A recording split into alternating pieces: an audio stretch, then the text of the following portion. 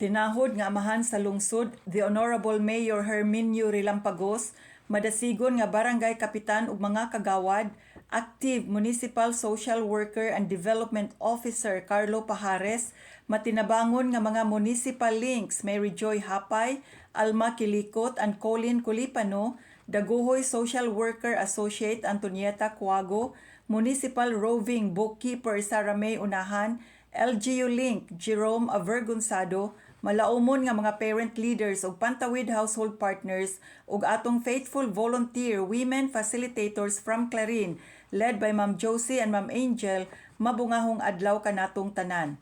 Kining atong veris oportunidad nga gihatag sa Dios alang sa pagbag-o sa atong kinabuhi. Maanindot ug importante kini nga kalihukan pinasikad sa usa ka nasudnong balaod, Presidential Proclamation No. 62 Series of 1992, Moral Recovery Program of the Philippines. Balaod kini nga gipanday uyon sa mithi ug kulturang Pilipinhon nga makadiyos, makatao, makabayan ug makakalikasan.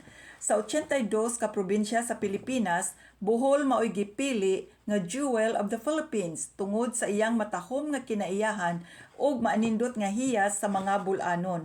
Tuyo ning atong character building seminar, mapanindot ug mapalig-on ang atong kinaiya aron mosidlak ug mudan-ag gikan ning lungsod sa Daguhoy ang atong pagkamutya sa Pilipinas. Mahimo kini nato kung magtamod kita sa pulong sa Dios. Adunay 7 ka rason ug katuyuan kining atong veris karon. Una, pagdasig sa mga katawhan. Dili kalikayan nga kun ang atong kinabuhi mahansakan sa daghang problema ug dagmalan sa mapintas nga pagsulay, maluya ang atong pagtuo ug mawad-an ta sa paglaom. Ilabi na kung wala tay basa-basa sa pulong sa Dios.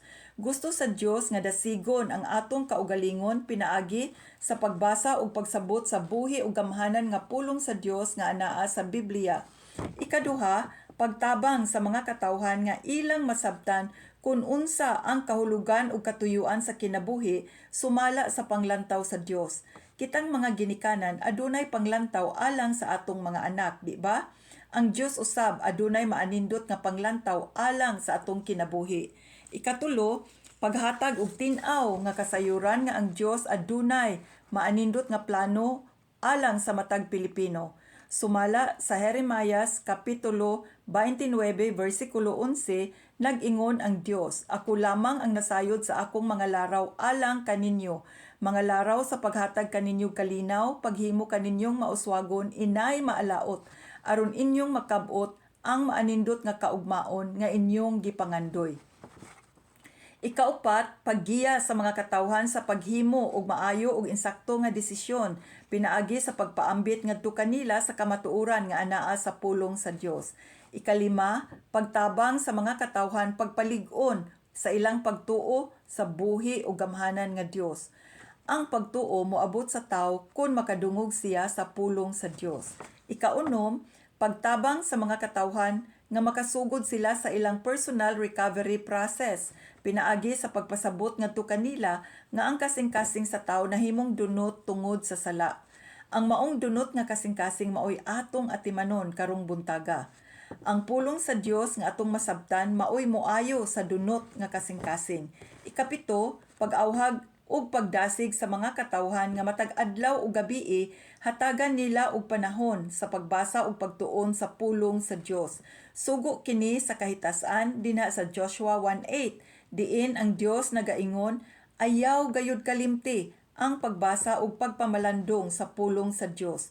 Tun-an mo kini adlaw ug gabii aron imong masayran ang tanang nahasulat niini ug sa ingon magmauswagon, magmabungahon ug magmalambuon ang imong kinabuhi." Kining atong veris makatabang sa pagpatuman sa katuyuan sa Dios sa atong kinabuhi. Gusto sa Dios nga matag usa ka nato makabaton og limpyo nga kasing-kasing, malinawon nga panghunahuna ug matarong nga kinabuhi. Gusto usab sa Dios makakaton kita sa iyang pulong aron atong masinati ang iyang maanindot nga plano ug katuyuan alang sa matag Pilipino. Ug ato usab nga matagamtaman ang iyang pinakamaanindot nga plano alang sa tibuok Pilipinas. Nasayod ba ang tanan nga samtang tinud-anay kitang nagtamod sa pulong sa Dios, nagsunod sa iyang matarong nga kabubuton ug nagkinabuhi uyon sa makatarunganong pamaagi sa kahitasan, nagsaad ang Dios nga iyang abugon gikan sa atong kinabuhi ang daotang espiritu sa korupsyon, limbungang espiritu sa pagkabakakon, kabos nga espiritu sa kagutom, makakapoy nga espiritu sa kabugaton, purdoy nga espiritu sa kapobrehon, dawo nga espiritu sa kahakog, masuk-anong espiritu sa kasilag ug uban pang klase sa makasasala ug mahugaw nga espiritu nga makadaot sa atong kinabuhi ug babag sa atong kauswagan. Gawas pa ni ana kung magkahiusa kita pagsangpit sa iyang balaan ug gamhanan nga ngalan, labanan taniya gikan sa mahagiton nga China ug sa ubang nasod nga buot mudaog-daog kanato. Sa atong kalisdanan nag-awhag ang Dios nga moduol kita kaniya ug motawag sa iyang ngalan sa hugot ug kinasingkasing nga pagtuo. Sa Jeremias 33 bersikulo 3, ang Dios nag-ingon, "Sangpita ako ug tubagon ko gayud ikaw, pakit-on ko ikaw ug dagko ug kahibulungan nga mga butang nga wala mo hisayri." Busa, atong i-focus ang atong atensyon sa atong mga speakers aron atong masabtan ang mensahe sa Dios. Sila maoy magpasabot kanato sa maanindot nga pagtulun-an sa mga importanteng hiyas gikan sa pulong sa Dios nga angay natong pagakuptan ug pagakinabuhion. Hinaot karong adlaw makakat-on kita sa paghigugma sa pulong sa Dios. Di ba ang nahigugma magpangita sa iyang hinigugma? Excited ang Dios matag adlaw mo padayag sa iyang mahigugmaong sorpresa alang kanato nga nagbasa ug nagapamalandong sa iyang pulong. Ganahan ang Dios mga igsuon nga sayo sa kabuntagon magabasa kita sa iyang pulong nga anaa sa Biblia. Ang buhi ug gamhanan nga Dios maoy makaayo sa atong hiwi nga kinaiya, maghugas sa atong hugaw nga kasing-kasing ug konsensya, magbag-o sa atong kinabuhi ug maghatag kanatong kasiguruhan mahitungod sa atong kaluwasan.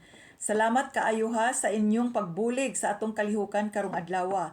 Hinaot kining atong panagtapok, mahimong mabungahon ug mapauswagon nga kasinatian alang kanatong tanan, samtang magkahiusa kita sa pagpamalandong pagkat-on ug pagpatubo sa atong mga mithi ug pagtuo pinasikat sa balaang kasulatan. Excited ba ang tanan sa atong veris karong adlaw? Busa atong i-welcome sa masipang pakpak ang CSO partner sa DSWD nga mao ang Philippine Sunbeam uban sa iyang veris team agig pagdasig ug pagdawat kanila. Daghang salamat.